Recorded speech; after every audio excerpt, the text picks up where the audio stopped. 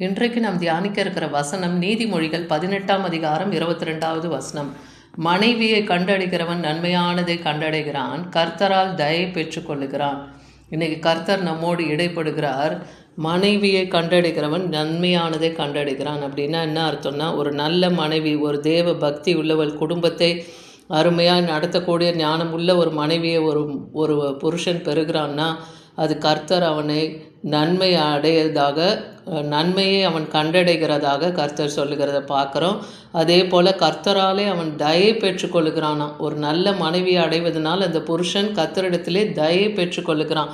ஏன்னா வீடும் ஆஸ்தியும் பிதாக்கள் வைக்கும் சுதந்திரம், புத்தியுள்ள மனைவி கர்த்தர் அருளும் ஈவு. ஒரு கணவனுக்கு ஒரு நல்ல மனைவியை கர்த்தர் கொடுக்குறாருன்னா அது அவர் கொடுக்குற ஈவு. நீதிமொழிகள் 19:14 பார்க்குறோம். அதே போல் குணசாலியான ஸ்திரீ தன் புருஷனுக்கு கிரீடமாக இருக்கிறாள்னு நீதிமொழிகள் 12:4 பார்க்குறோம்.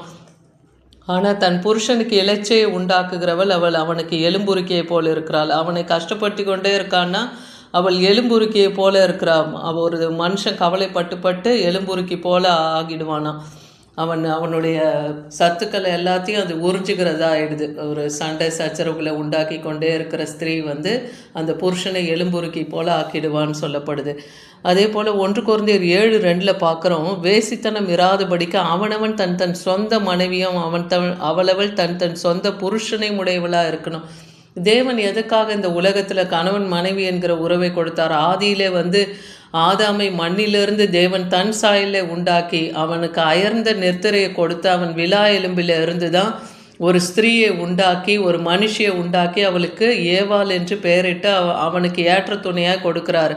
அப்போ தேவன் ஒரு புருஷன் தனிமையாக இருக்கிறது நல்லதல்ல என்று தான் அவனுக்கு ஏற்ற துணையை அன்னைக்கு கர்த்தர் ஏவாளை கொடுத்தார். அதுபோல தான் இன்றைக்கும் ஒவ்வொரு திருமண பந்தத்திலையும் கர்த்தர் ஒரு ஸ்திரீயை ஒரு புருஷனுக்கு இணைக்கிறார்னா அது கர்த்தர் அவனுக்கு செய்கிற தயவு. அதை ஒவ்வொரு புருஷர்களும் அறியணும். ஏன்னா உன் ஊற்றுகள் வெளியிலும் உன் வாய்க்கால்களில் வீதிகளிலும் பாய்வதாக அப்படின்னு நீதிமொழிகள் 5ஆம் அதிகாரம் 15 பார்க்குறோம். அப்போ ஊற்றுக்கண்ணு நமக்கு வருகிற அந்த தண்ணீரை வீதிகளிலும் பாயணும், அது உனக்கும் உரியதுன்னு சொல்கிறார். உன் கிணற்றில் உள்ள தண்ணீர் உன் துறவில் ஊறுகிற ஜலத்தையும் பானம் பண்ணு. கர்த்தர் உனக்கு கொடுத்திருக்கிற மன வாழ்க்கையை அதை நீ சுதந்திரித்து கொண்டு வாழ என்பது இதுக்கு ஒரு அர்த்தமாக இருக்கிறது. அந்நியருக்கு உரியவைகளாக இராமல் உனக்கு உரியவைகளாக இருப்பதாக. அதாவது உன் மனைவி உனக்கு தான் உரியவள் இல்லையா? அவளுடைய நன்மை உனக்கு தான். உன் ஊற்றுக்கண் ஆசீர்வதிக்கப்படுவதாகன்னு சொல்கிறார். உன் இள வயது மனைவியோடு நீ மகிழ்ந்திருன்னு சொல்கிறார். அவளே நேசிக்கப்படத்தக்க பெண்மானாக இருக்கிறாள் என்று வேத வசனம் சொல்லுது. அவளிடத்திலே அவள் ஸ்தனங்கள் எப்பொழுதும் உனக்கு திருப்தியாக இருப்பதாக. அவளை நீ நேசிக்கும் பொழுது எப்பொழுதும் அவளுக்குள் நீ மயங்கியிருப்பாய். அதாவது கர்த்தர் கொடுக்கிற அந்த மனைவியோடு நீங்கள் இசைந்து சமாதானத்தோடு வாழுங்கள் என்கிறது தான் இன்றைக்கி கர்த்தர் நம்மோடு இடைப்படுகிறார். ஆனால் நீங்கள் புருஷன்மார்களே நீங்கள் போய் பரச ஸ்திரீகள் மேலே மயங்கி தெரியாதீங்க, அந்நிய ஸ்திரீகள் இடத்துல போகாதீங்கன்னு சொல்கிறாரு. ஏன்னா மனுஷனுடைய வழிகள் மேல் கர்த்தருடைய கண்கள் அவருக்கு முன்பாக இருக்கான். மனுஷனுடைய வழிகளில் எல்லாம் கர்த்தருடைய கண்களுக்கு முன்பாக இருக்கான். அவன் என்ன செய்கிறான் போகிறான் என்பதெல்லாம் கர்த்தர் பார்த்து கொண்டே இருக்கிறார். அதனால் அவனுடைய வழிகளை எல்லாம் கர்த்தர் சீர்தூக்கி பார்க்குறவராக இருக்கார். ஆனால் துன்மார்க்கர்களையோ அக்கிரமங்களிலே அவர் பிடித்து கொள்ளும். அவர்களுடைய அக்கிரமம் அவர்களை பிடித்து கொள்ளும். அவர்களுடைய பாவ கயிறுகளாலே அவர்கள் கட்டப்படுவார்கள்னு சொல்கிறார். அப்போ அக்கிரம சிந்தை உள்ளவர்களாய் துன்மார்க்கமான வாழ்க்கையை நீங்கள் வாழாதபடிக்கு கர்த்தர் உங்களுக்கு கொடுத்திருக்கிற மனைவியோடு நீங்கள் இசைந்து வாழுங்க. ஏன்னா அவன் புத்தியை கேளாததினால் மடிந்து மதிக்கேட்டின் மிகுதியினாலே மயங்கி போவான். அப்போ கர்த்தருடைய சத்தத்தையும் அவருடைய போதனைகளையும் கேட்காம மதிக்கேட்டில் போனால் அவங்க என்ன ஆகுவாங்க? புத்தி கெட்டு அலைகிறவர்களாக மாறுகிறாங்க இல்லையா? அதுதான் ஓசியா 12:12 பார்க்குறோம். யாக்கோபு சீரியா தேசத்துக்கு ஓடி போகிறான். அங்கே இஸ்ரவேலில் ஒரு பெண்ணுக்காக அவன் ஊழியம் செய்கிறான். ஆடுகளை மேய்க்கிறான் ஒரு பெண்ணை திருமணம் செய்து கொள்ள. அப்போது தான் நேசிக்கிற ஒரு ஸ்திரீக்காக அவளை மனைவியாக ஏற்றுக்கொள்ளணும் போது அவளுக்காக அவன் போய் பணி செய்து ஊழியம் செய்து அவளை அவன் மனைவியாக்கி கொள்ளுகிறான்னு பார்க்குறோம். அப்போ இன்றைக்கி அப்படி தான் கர்த்தர் ஒவ்வொருத்தருக்கும் தேவன் ஆதியிலேயே உங்களுக்கு ஏற்ற துணையை நியமித்து வைத்திருக்கிறார் இல்லையா? அந்த துணையோடு நீங்கள் இசைந்து வாழுங்க. ஏன்னா என்னை கண்டடைகிறவன் ஜீவனை கண்டடைகிறான், கர்த்தரிடத்திலே தயை பெறுவான்னு நீதிமொழிகள் 8:35. அதே போல் கர்த்தரை நாம் கண்டடையும் போது நமக்கு ஜீவன் உண்டு இல்லையா? கர்த்தரிடத்திலே நாம் தயவு பெற்றுக்கொள்ள முடியும். தேவனுடைய பார்வையிலே மனுஷனுடைய பார்வையிலும் தயவும் நற்புத்தியும் அவன் பெற்றுக்கொள்ளுவான்னு நீதிமொழிகள் 3:4 பார்க்குறோம். அதே போல் யாக்கோபு ராகேலுக்காக 7 வருஷம் வேலை செய்கிறான். அவள் பேரில் அவன் பிரியமாக இருந்ததுனால அந்த வருஷம்லாம் அவனுக்கு எப்படி இருந்துதான், கொஞ்ச நாள் போல தோன்றினதுன்னு ஆதியாகமம் 29:20 பார்க்குறோம். அப்போ ஒரு மனைவியை கண்டடைகிறதுக்கு அவன் செய்கிற அந்த வருஷம் வேலை செய்து அவளை அடைகிறது கூட அவனுக்கு பெரிதாக தெரியலன்னு பார்க்குறோம். அப்போ யாக்கோபு லாபானை நோக்கி, என் நாட்கள் நிறைவேறினபடினால் என் மனைவிடத்தில் சேரும்படியாக அவளை எனக்கு தர வேண்டும் சொல்லி அவன் அவங்க மாமனாகிய லாபான் இடத்துல அவர் கேட்குறாரு. அந்தபடியே யாக்கோபு இவளுடைய 7 நாளை நிறைவேற்று. முதல்ல ராகேலை திருமணம் செய்கிறேன்னு சொல்லி, ஆனால் அவங்க சகோதரி ஆகிய யாகேல இந்த லாபான் இந்த யாக்கோபு கொடுத்துருவார். அதுக்கப்புறம் தான் தெரியும் அது அவங்க சகோதரின்னு. ஆனால் இவர் விரும்பினது ராகேலை. ஆனால் அந்த ராகேலுக்காகவும் இந்த யாகேலுக்காகவும் 7 வருஷம் 14 வருஷம் அவர் அந்த லாபானுக்கு ஊழியம் செய்து அவங்கள திருமணம் பண்ணி கொண்டார்னு பார்க்குறோம்.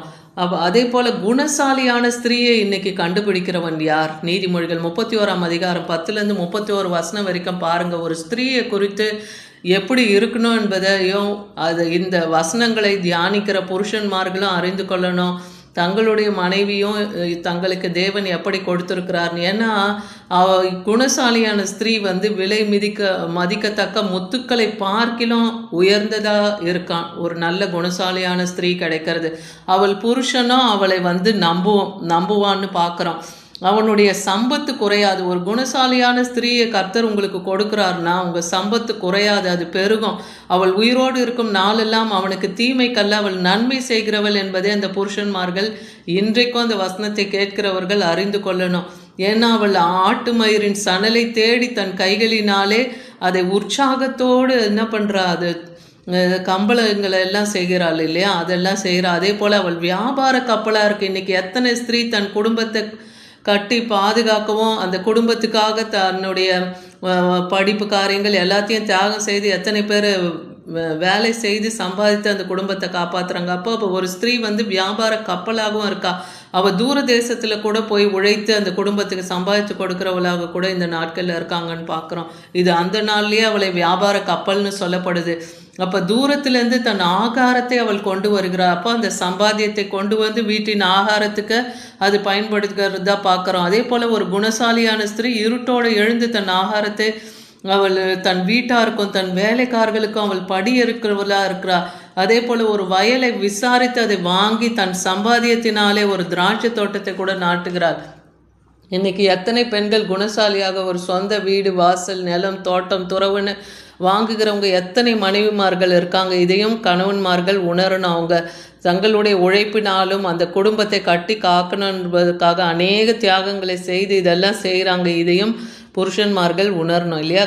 அவள் தன் கைகளை பலப்படுத்தி கொள்கிறா. அதிகாலையில் தன் இடை கட்டி கொண்டு அவள் தன் வியாபாரங்கள் எல்லா எல்லைகளிலும் போய் வியாபாரம் பிரயோஜனம் உள்ளது என்று அவள் அறிந்திருக்கிறாள். அப்போது அதிகாலையிலே தன் இடை கட்டி கொண்டு, அதாவது ஒரு பெண் காலையில் எழுந்த உடனே என்ன செய்வாங்க, இழுத்து கட்டி தன்னுடைய எல்லா வேலையும் காலையில் அதிகாலையிலேருந்தே அவங்க செய்ய தொடங்குவாங்க இல்லையா? அப்படி அவள் அதிகாலையில் அவள் இரவு படுக்க போகிறது நேரம் அதிகமாக இருக்கும். அதே போல் அவள் அதிகாலையில் எழுந்து தன் காரியத்தை செய்கிறாள். அப்படி ஒவ்வொரு ஸ்திரீகளும் குணசாலியான ஸ்திரீ தன் வீட்டை கட்டுகிறாள். சிறுமையானவர்களுக்கு அவங்க ஏழைகளுக்கும் தங்கள் கரங்களை அவள் நீட்டுகிறவளாக இருக்கா. அவங்களுக்கும் அவள் உதவுகிறாள். தன் வீட்டார் அனைவருக்கும் ரெட்டைப்புற உடை இருப்பதுனால, அதாவது ஸ்வெட்டர் கம்பளம் இதெல்லாம் கூட தன் கைகளினாலே நெய்கிறவர்கள் எத்தனையோ பேர் இருக்காங்க இல்லையா? அப்படி செய்து அந்த குளிருக்கு அவள் பயப்படாத இருக்காளாம் தன் குடும்பத்தாருக்கு அந்த நாட்களில். அதே போல் புருஷன் தேசத்து மூப்பர்களோடும் நியாய சங்கத்தில் நியாய ஸ்தலங்களில் அவர்கள் உட்கார்ந்திருக்க பேர் பெற்றவர்களாக இருக்கிறதுக்கு கூட மனைவியானவள் இன்னைக்கு உதவுகிறவளாக இருக்கா. அப்போ அந்த புருஷனுக்கு ஒரு பாரமும் தெரியாமல் குடும்ப பாரத்தை எல்லாம் அவள் சுமந்து அவன் கணவனை தேசத்தின் உயர்ந்த ஸ்தலங்களில் உட்கார செய்து அவனுக்கு பேரும் புகழையும் வாங்கி தருகிற ஸ்திரீயா இருக்கிறாள்னு பார்க்குறோம். தன் வாயை அவள் ஞானம் விளங்க திறக்கிறாள். தயவுள்ள போதகம் அவள் நாவில் வரும்னே சொல்லப்படுகிறது. அப்போ ஞானத்தோடு பேசுகிறா, தயவுள்ள போதகம் செய்கிறாள்னு பார்க்குறோம். அதே போல் அவள் சோம்பலின் அப்பத்தை புசிக்காமல் வீட்டு காரியங்கள்லாம் எப்படி நடக்குது என்று அவள் கண்ணோக்கமாக இருக்கிறாள். அவள் சோம்பலின் அப்பத்தை புசிக்கிறவள் அல்ல. வீட்டு காரியங்களை எல்லாம் கண்ணோக்கி பார்த்து அதெல்லாம் சீர்படுத்தி குடும்பத்துக்கான காரியங்கள், பிள்ளைகளுக்கான காரியங்கள், எல்லாம் புருஷனுக்கான காரியங்களையும் ஸ்திரீகள் கவனிக்கிறதையும் புருஷர்கள் அறியணும் இல்லையா? அவள் பிள்ளைகள் எழும்பி அவளை என்னன்னு சொல்லுவாங்களாம்? பாக்கியவதி என்றும். அவள் புருஷன் அவளை பார்த்து சொல்லுவானா, அநேக பெண்கள் குணசாலியாகலாம் இருந்ததுண்டு, ஆனால் நீயோ அவர்கள் எல்லாருக்கும் மேற்பட்டவள் என்று அவளை புகழ்கிறான் என்று வேதவசனம் சொல்லுகிறத பார்க்குறான். அப்போ தன் மனைவி தன் குடும்பத்தை கட்டி பாதுகாத்து அந்த குடும்பத்தில் இருக்கிற ஒவ்வொரு நபருக்கான தேவைகளையும் அவர் பார்த்து பார்த்து செய்யும்போது அவளுடைய பிள்ளைகளும் கணவனும் அவளை இப்படியாக புகழ்கிறத பார்க்குறோம். அதுதான் இன்றைக்கி வசனம் சொல்லுது, சௌந்தரியம் வஞ்சனை உள்ளது, அழகு கூட வீண், ஆனால் கர்த்தருக்கு பயப்படுகிற ஸ்திரீயோ புகழப்படுவாள். அப்போ தேவனுக்கு பயந்து புருஷனுக்கும் கீழ்ப்படிந்து நடக்கும்போது அவள் கைகளின் பலன் அவளுக்கு கர்த்தரும் கொடுக்கிறார் இல்லையா? அவளுடைய செய்கைகள் எல்லாம் அந்த வாசல்களில் இருப்பவர்கள் கூட புகழ்வார்கள்னு பார்க்குறோம். இன்றைக்கி கர்த்தர் நம்மோடு இடைப்பட்ட இந்த வார்த்தையின்படி கர்த்தர் மனைவியை கண்டடைகிறவன் நன்மையானதை கண்டடைகிறான், கர்த்தராலே அவனுக்கு தயவும் அவன் பெற்றுக்கொள்கிறான்னு பார்க்குறோம். அப்போ ஒரு மனைவி கர்த்தர் கொடுக்குற ஈவு இல்லையா, அதை கண்டடையும் போது அவன் நன்மையான காரியங்களை எல்லாம் தன் வாழ்க்கையில் அடைகிறான். இன்றைக்கி நம்ம தியானித்த ஒவ்வொரு வசனத்தின் அந்த பயன்களும் பெண்களாலே புருஷன்மார்களுக்கு வருது. இது கர்த்தர் கொடுக்குற தயவு. ஆமீன்.